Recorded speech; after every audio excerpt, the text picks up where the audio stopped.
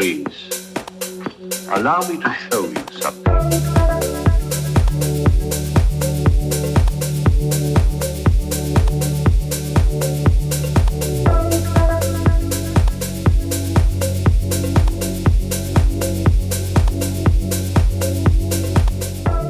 The players have now played 4 boards in their first set of pairings, so we have some new partnerships. Let's just remind ourselves of how things stand in the rankings. We have 4 players tied at the top. Marion Mickelson, Bertie Blagg, Zia and Jerry Stamatov are all on 7 points, whilst Andrew Robson, David Gold, Cecilia Rimstedt and Dennis Bilder have all scored 1 point each.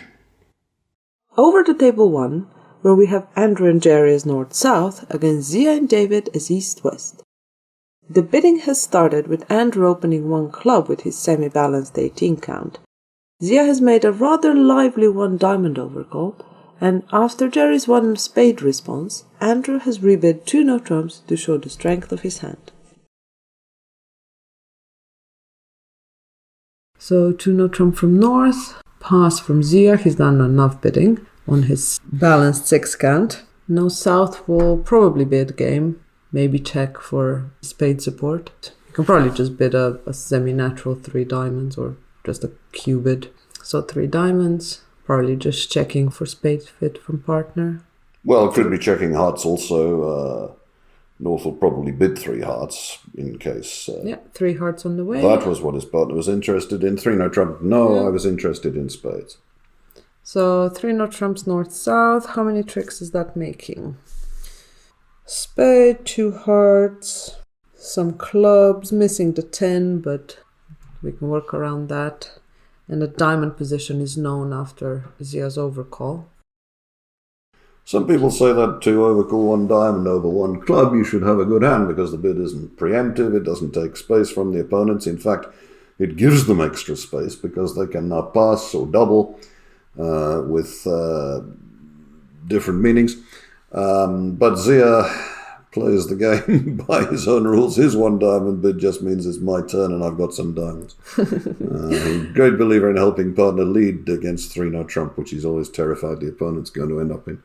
What would you lead with Zia's hand? Well, the opponents have now, he knows that south has 5 spades, that north has 4 hearts, that they all seem to have diamonds bottled up because his partner could have doubled the 3 diamond bid with anything at all in diamonds. He didn't. So this 6 of clubs, which is what he's led, is a perfectly logical choice. It's actually going to help Declarer to take 3 club tricks because it finds the 10 of clubs for him. The overcall will help Declarer find the jack of diamonds. So that's, like you said, 3 clubs, 3 diamonds, ace, king, ace. Always at this kind of scoring.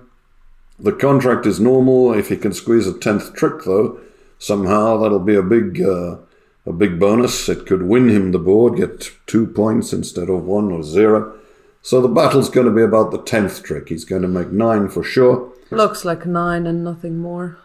Trouble is that Declarer is a thoughtful and considerate player. So he may only have 9 tricks, but it's not clear that he will just play a few quickly and claim. That's not his style.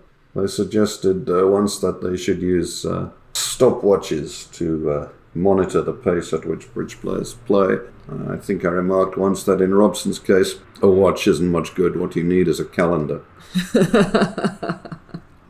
Gold can't return his partner suit, so he's having to think about the spade position. He will be inclined to believe that Declarer's got ace and 1 because he's supposed to be kind of balanced for 2 no trump. But on the other hand, if Zia had 6 diamonds, he might have overcalled 2 diamonds, so he can count that Declarer has 4 diamonds. He knows Declarer has 4 hearts because Declarer showed them. He can believe that Declarer has 4 clubs because Zia led the 6, which is like the middle of 3 small cards. So he might play a low spade.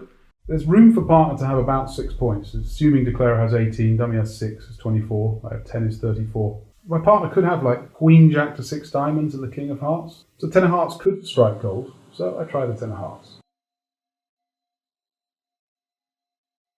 Looking at North's hand, would you prefer to open a club or a diamond? People play different styles even within this sort of very simple individual system. A club is usually used for balanced hands and a diamond for unbalanced ones. 4-4-4-1 you can treat either way. I mean, he started off treating it as unbalanced by opening a diamond, then you go back to treating it as balanced. But I mean, a club followed by 2-no trump is kind of logical. Anyway, he's played a diamond to the 9. Just confirming the diamond position in case the overcall was a bit juicy. Cash the jack of clubs, knocking out the diamond eventually. So what is Zia thinking here? If he ducks the queen of diamonds, the Claire will just play another diamond. Yeah, or cash his clubs first and play another diamond. He may be wondering why gold switched to heart. Yeah. And why the Claire is not touching spades. Yes, the Claire could be playing on those if he had. If he had ace-1, especially if the little one wasn't so little, he might have tried spades instead of playing on diamonds. So they have a lot to think about. I don't think it matters. I don't think there's really any chance for other than exactly 9 tricks. Okay, so he worked it out, he won and played a spade. Now, really, there's nothing for Robson to do but take his winners. King of clubs. Queen of clubs.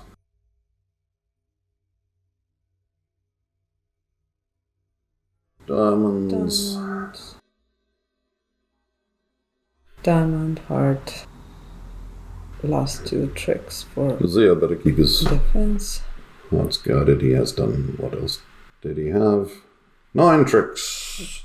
Pretty much as predicted and didn't take all that long, really. So that's 3-no trump making 3 by North and a score of plus 600 to North-South. Let's see how they do at the other table where we have Dennis and Bertie as North-South, playing Marion and Cecilia as East-West. Okay, board 5. New set of boards. North will open either a club or a diamond, assuming a club, probably.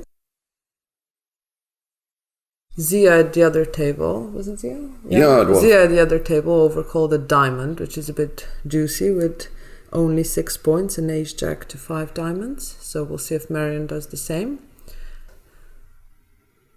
Okay, so 1 club from Dennis Bilde is North.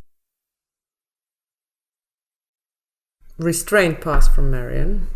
That diamond really doesn't do that much. 1 spade from South, showing his spade suit. 2-no trump, showing 18-19 balanced. Just probably, especially if partner has spades, the closest description of your hand. Actually having 18 points, so...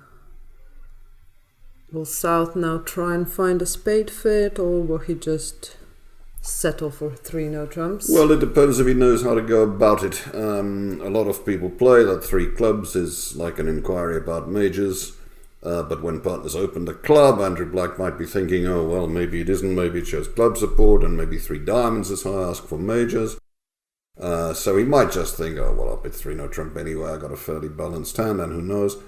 Or if he picks a suit, it'll probably be 3 diamonds, just in case 3 clubs is somehow misconstrued. The thing about an individual is that although there is a standard system which they all play, we don't necessarily go down to that level of detail. He settled for 3 no trump, good man. The good thing about doing that is it stops partner revealing too much about his hand. At the other table, they bid to ask for majors, and partner showed 4 hearts. And the defenders knew a lot about Declara's hand that maybe they were better off not knowing. Here, of course, the defenders don't know that the opponents have an 8-card diamond fit, so Marion Mickelson has no reason to lead other than her 4th highest diamond. The club that was led at the other table picked that suit up for Declara. He no longer had to guess anything about the 10 of clubs, so he took 3 clubs, 3 diamonds, and 3 major suit top cards. This leader's avoided doing that. Declara got the diamonds right at the other table anyway, because Zia had bid them. But West has to avoid pitching clubs, otherwise de Clare is likely to pick the club 10 up anyway, and that's a really difficult thing to do. She may pitch an encouraging spade as her first discard, but if de Clare plays more diamonds, it'll be very hard for West to realise that she's got to keep all those little clubs to spare de Clare not having to guess the suit. When you throw an honour, you should have the one below it and a pretty solid holding. Okay, so I'm thinking Cecilia must have 5 spades, because she wouldn't discard a spade from a 4-card suit when there's 5 in dummy, because she thinks I have 2 spades after my rebeat of Tuna Trump. Marion has 5 diamonds, Cecilia has none. I think I can get 3 diamond tricks, 2 heart tricks, 1 spade tricks. I need 3 club tricks. I need to find the 10 of clubs. And I think it's odds on that Cecilia has more clubs than Marion, since Marion has 5 diamonds. Well, for now I'm gonna play a diamond to the queen and see what Cecilia discards. On the second diamond, it's going to be hard for her to do other than pitch a low club, which is what she's done. And Marion will probably let this diamond go, and de Clare will embark on clubs. He knows where the ace is, because with ace-jack, 5th of diamonds, and the ace of clubs, East would have overcalled 1 diamond over 1 club, almost for sure. So he can tell that West has the club ace, but it's the 10 that he's worried about. What he'll have in his mind is that it wouldn't be so obvious for West to pitch a club from a holding with ace 10. So when push comes to shove, which will be a lot later in the hand, he may get the clubs right anyway, but at least the lead has given him a harder problem than they faced at the other table, where basically after the club lead there were 9 pretty much on top. Here he goes with a club to the jack and ace, which he knew was there.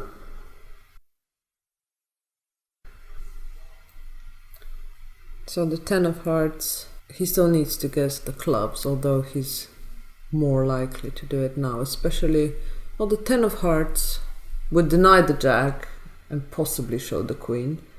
And if Cecilia doesn't have the queen of hearts, then Marion has queen jack of hearts, and she didn't lead it, but she led a diamond away from ace jack to 5. So this does help de Clare a bit to discover what the hand is about. Also, again, if Marion had ace jack to 5 diamonds and queen jack of hearts, she might have bid a diamond over a club. So it's all a bit of discovery play here. Yeah, ultimately, de Clare, well, he'll probably just clear his diamond trick now by leading towards the king. Marion can go in with the ace and play a spade. At the point he has to make a decision, it looks as though the clubs may be blocked. But if West had the 10, having started with something like ace 10 to 5, he could run the 9 because he still has a heart entry back to his hand. So he will have an option. He'll have to make a view on the club position. But with the bidding and the discarding and the defence, I expect him to get it right, but you never know. The defence have done what they can, but it was really hard for Rimstedt to know that she could carry on throwing spades and maybe hide the club position a bit better from de Clare. If she knocks out the spade ace, which she might do in response to her partner's signal, de Clare can play diamond to the king and the 9 of clubs, and he'll have the option of running it. If he does, that'll be catastrophe. Not only will he not make an overtrick, he won't even make the contract. But if he plays for the drop-in clubs, he'll take the same 9 as they took at the other table. So he plays a spade, may take some pressure off partner in the major suits in the ending anyway. And also if partner signals for a suit, spade, so nice to you know the rules. Partner asks for a spade, you should play a spade. So clearing the diamond. So Dennis Bilder, who is from Denmark, now has his decision in the club suit. Personally, I think in this kind of position you should lead the 9 off the table quickly and see if they put the 10 on it. Because at least then you don't have to sit there and think for ages. But if they play the 9 and they don't put the 10 on it, which is quite likely, then you can sit there and do your thinking. But bridge players are funny creatures. They sit and they think at all sorts of times. And the thing about them, is they never think in parallel. Nobody thinks while the other guy's thinking. You always wait until it's your turn to think, and then you think, which is why the game sometimes takes considerably longer than it should. So now I still don't know if Cecilia has 5 spades, 3 hearts and 5 clubs, in which case I have to run the 9 of clubs. Or if she has 5, 4, 4. But in the bidding, I opened a club and Marion did not overcall a diamond with ace jack fifth. She might easily have done that with 2 spades, 4 hearts, 5 diamonds and 2 clubs. So I guess Cecilia has 4 hearts and thereby only 4 clubs. Which means after she pips the club, I can play king, queen of clubs and my 8 of clubs would be good, no matter who has the 10. So I'm gonna go for it. Here we go, 9 of clubs. Here we go. Little one, he's made his mind up. At least he his didn't mind up. start thinking again. King, queen, 10. Oh, thank goodness for that. I made it. Here we go. Well done, So partner. 9 tricks for Dennis Bilde. And that is a flat board since the score was exactly the same in the other room. So, the same result here means that everyone scores 1 point on this board. We'll head back to table 1 in a minute, but first, a quick request. New Tricks is a charitable organization and we need your help in order to continue bringing you more episodes of this tournament series, as well as to make our tutorial videos for the next generation of bridge players. There are 3 ways that you can help us. 1. Click the like button on YouTube. This increases the likelihood that YouTube will recommend our videos to other users, which makes a massive difference, helping us to reach new players. 2. Get notifications of our videos. This doesn't just help you keep up to date with our latest uploads, it also helps increase our visibility with other YouTube users.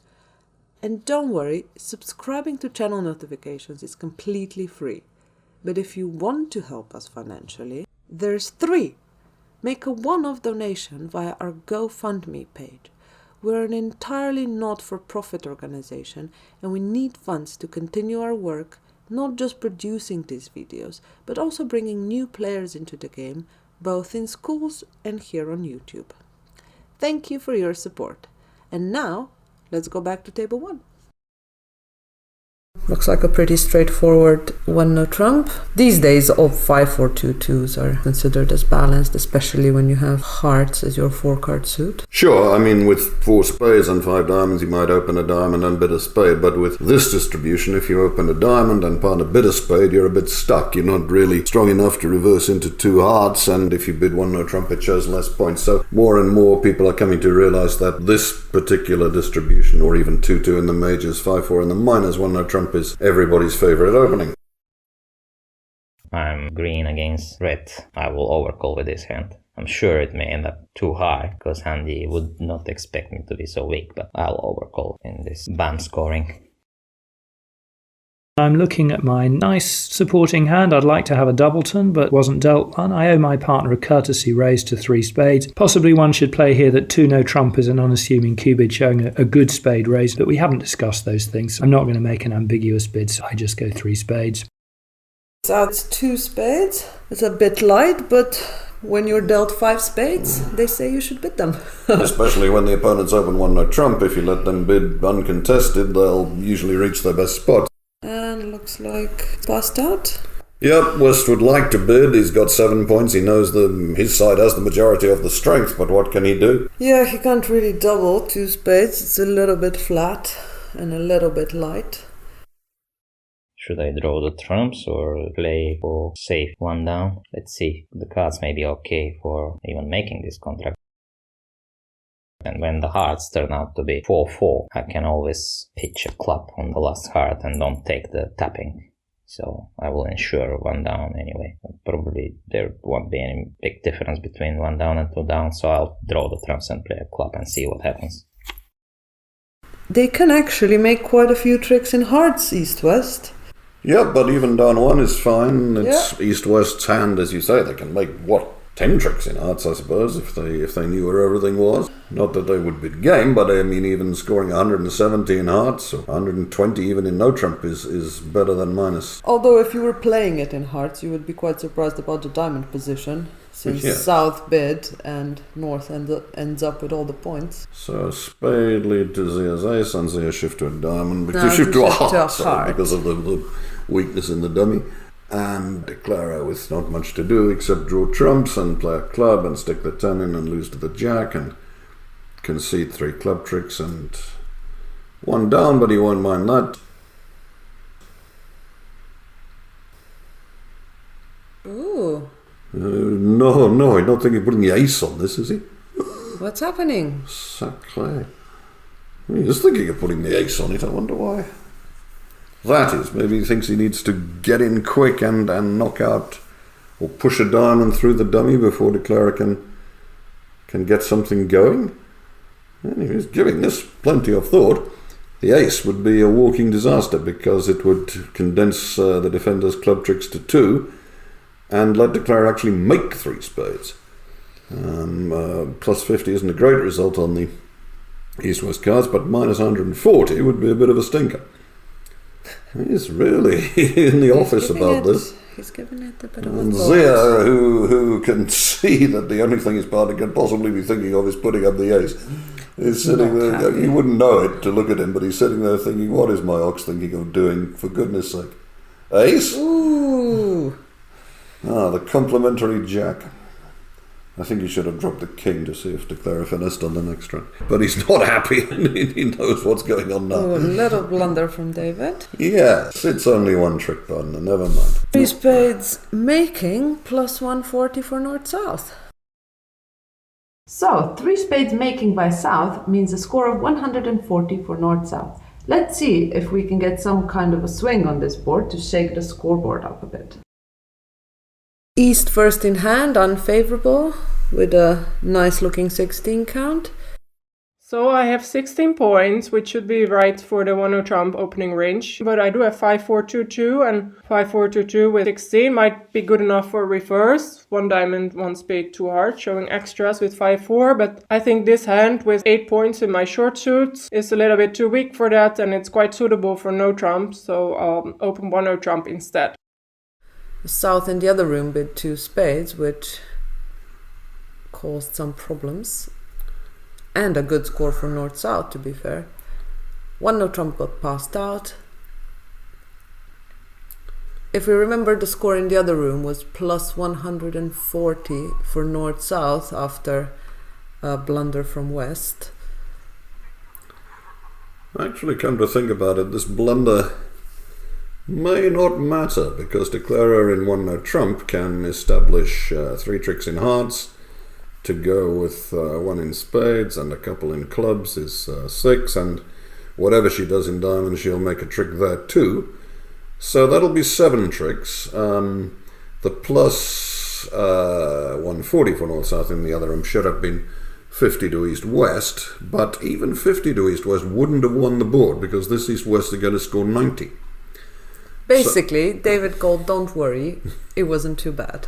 Well, that's right. If all your mistakes end up costing nothing at all, then you're going to be a happy person in life.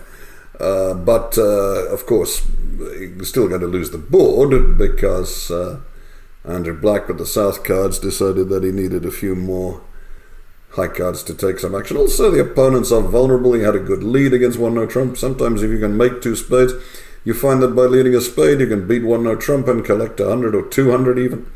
So I don't say his pass was wrong in any way. Most people would bid, but He's got the worst hand at the table, points-wise. Well, yeah. So. That doesn't mean you have to bid. There's a reason you pass. But they did bid at the other table. They got to 3 spades, in fact. South overcalled 2 spades, and North, who couldn't take a joke, raised to 3. But then the defence was a bit of a joke, and the contract actually made. But it looks from here as though going 1 down would have been just the same, no points on the board. Marion Nicholson will probably play ace and jack of hearts just to establish some tricks and an entry to dummy to lead diamonds towards her hand. She can't afford to cross to the ace of clubs because if she did that and lost a red suit trick, the defenders could knock out clubs and then both black suits would be wide open, and she could end up taking almost no tricks at all. So I she's expect definitely making 7 tricks. Can she make any more? More? No. Probably not. The defender's not got, on a spade lead. the Her defender's spades are got 4 completely spades, a heart and a bare. diamond, I think. Ace of hearts, good. I think she'll just have to settle for 7 tricks and hope that wins the board, or at least draws. Yeah, she won't necessarily know the opponents have all this distribution at this stage. As far as she knows, they're both completely balanced, and she's just trying to take what she can. But she'll be pleased when she finds that her temporary teammates actually took a bid and bought the contract and were due a small minus but emerged with a plus. Well, it's hard to resist not to bid on South Hand, although... Yeah, sometimes partner takes you seriously and leaps to game, but against a strong no-trump, partners don't usually take you that seriously. They don't figure, hey, I better raise in case our side can make a game. Especially favourable. Absolutely.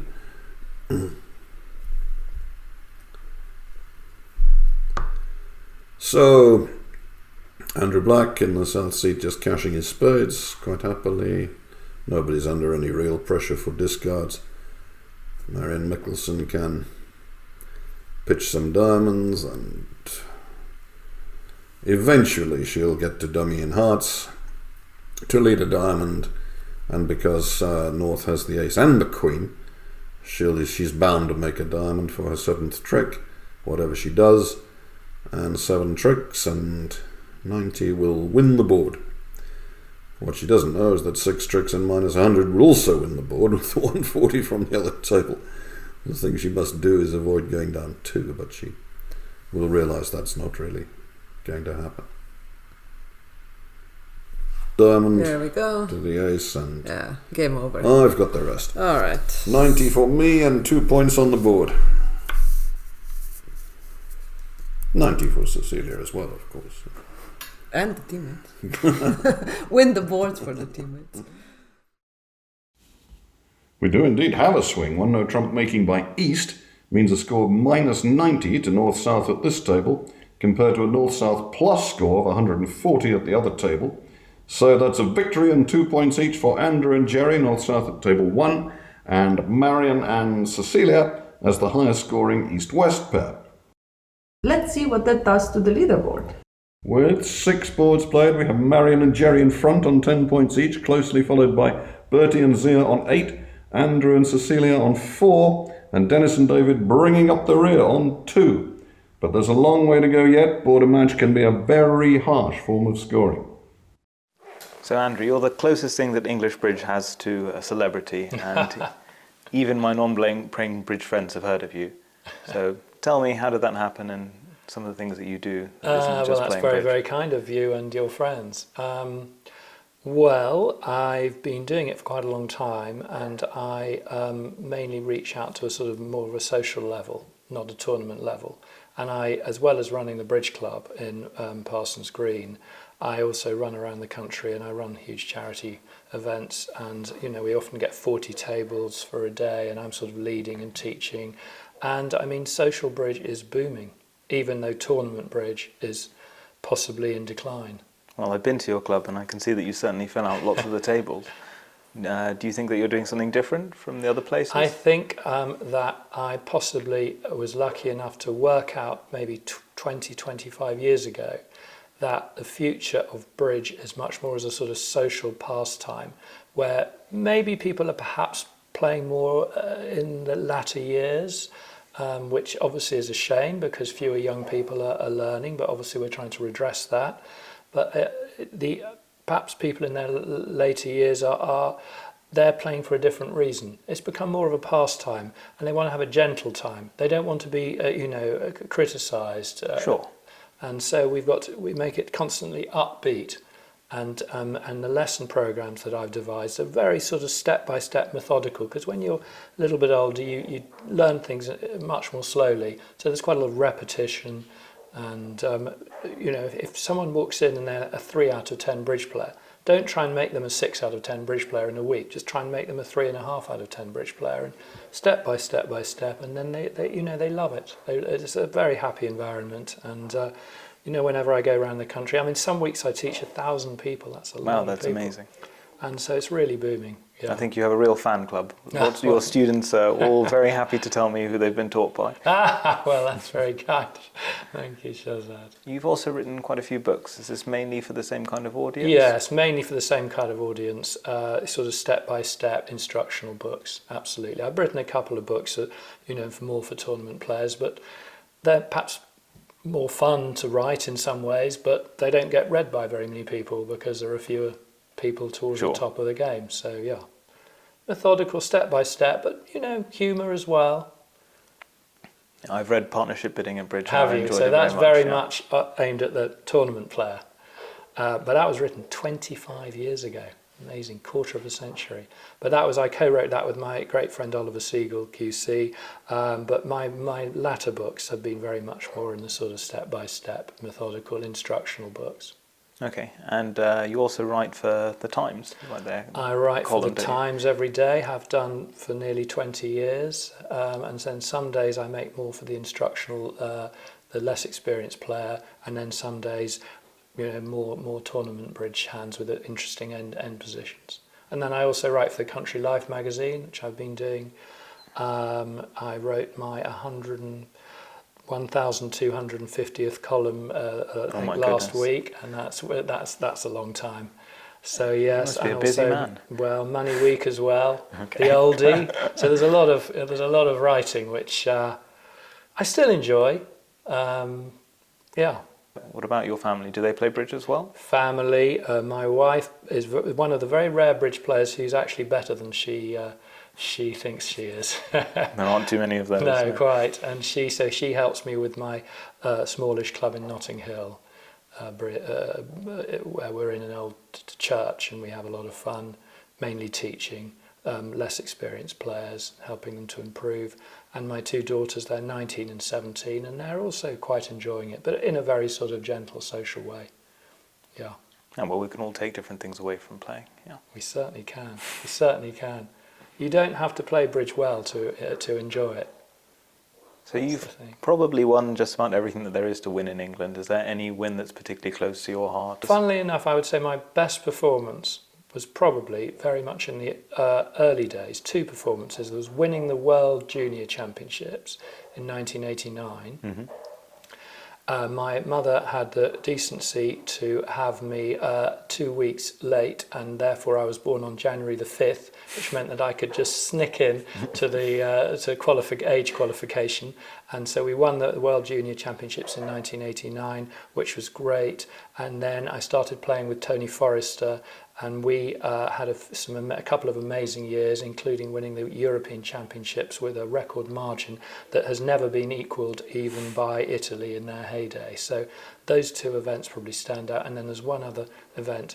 In 1999, I won the Risinger with an American partner and nice teammates. And we just had one of those days where we couldn't put a foot wrong, and they don't come along very often, and that was amazing as well. I've read about some of the boards in that tournament. Oh, really? Yeah. I think were you teaming up with Helga and Forrester, but they actually didn't think they'd done very well. Well, they couldn't believe it, but they did very well to get us to the final, because they're obviously a fantastic partnership. Yeah. So, on top of all these things, I believe that you were mentioned in the Queen's Honours List? Yes, in 2013 I was lucky enough to be awarded the OBE. It was great to meet the Queen. I was rather nervous, didn't sleep at all the night before. I thought I'd sort of stumble or do something silly or say something stupid. But it was wonderful. She was amazing, actually. She was genuinely interested in everybody. Do you think you're going to have a new student? Oh, well, I don't know, actually. Possibly not, I would say. But that was very nice, and that was for services to bridge and charity. I think that sort of the charity made a big difference, because, you know, when I'm running around the country raising money for different causes chosen by the local organiser, so I'm very happy to do that. Do you think there's any danger that you're going to be Sir Andrew? No, No, I definitely don't, and I'm very modest. To be honest, I don't use it really, but I'm very grateful to the people. Very nice lady Stack who organised it to get me the OBE, because really it's you need people to talk about you and to make the effort to actually get your name put forward. So it's not about, in a way, I didn't do anything. I was very surprised to suddenly find out about it. Do you have ambitions as a tournament player still, or? Well, it would be nice to win the Bermuda Bowl, which is the ultimate accolade, and we were pretty close about 3 years ago. We were ahead in the semi-final going into the last board, and then we had a poor part score, and we lost by 1 imp to Poland, who went on to win. And then in the third place playoff, we were again leading with 1 board to go, and we unfortunately had a bad result on the last board as well, so we went home with nothing. But that was still close, and no regrets. I played sort of reasonably well in that tournament, and which I don't always. I'm sure you'll get more opportunities. Yeah. Well, we're going to have an opportunity in a very, very short time. We're going to China in about 2 weeks' time to try to win the Bermuda Bowl. Good luck. I'm sure England will be rooting for you. Well, thank you very much, Azad. Thank you, and very well done on your recent bronze medal. Oh, thank you very much. The World Youth Championships, the 6th World Youth Championships, which is a recent thing I didn't play in ever. Yeah. Thank you for coming on to speak to us today. It's a great pleasure. Nice talking to you. Please, allow me to show you something.